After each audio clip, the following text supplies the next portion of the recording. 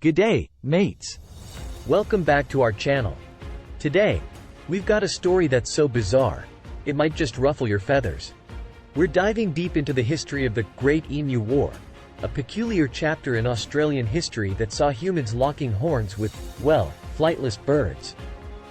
So, grab your popcorn, and let's take a flightless journey down under.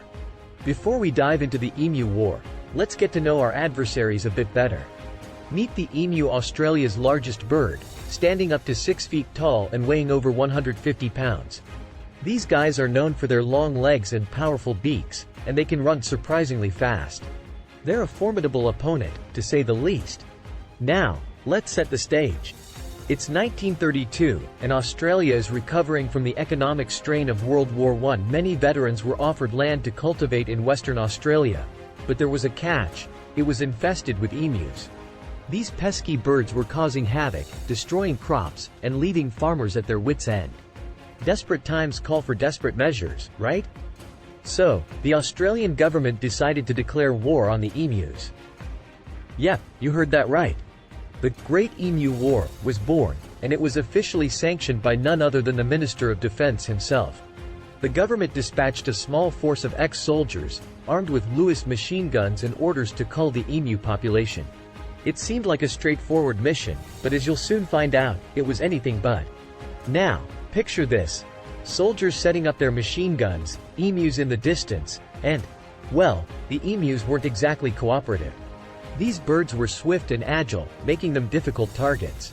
The soldiers found it nearly impossible to get a clean shot, as the emus would often scatter in groups, making them even harder to control. As weeks went by, the Great Emu War became something of a laughingstock in the media. Newspaper headlines across the world read, "Emus Outsmart Australian Army."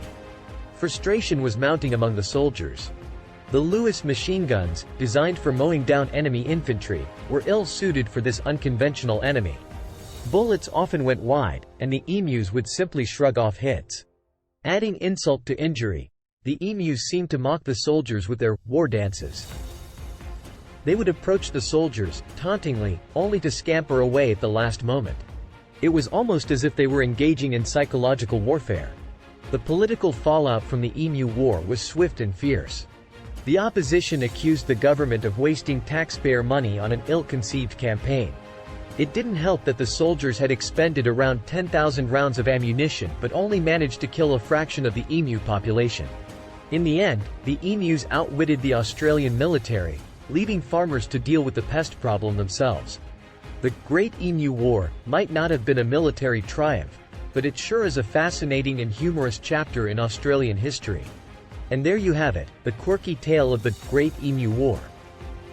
If you enjoyed this video, give it a thumbs up and subscribe for more historical adventures. And if you have any other strange and intriguing stories you'd like us to explore, drop them in the comments below. Thanks for joining us today, and remember, never underestimate the power of flightless birds.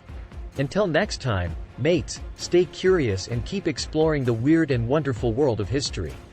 Catch you later.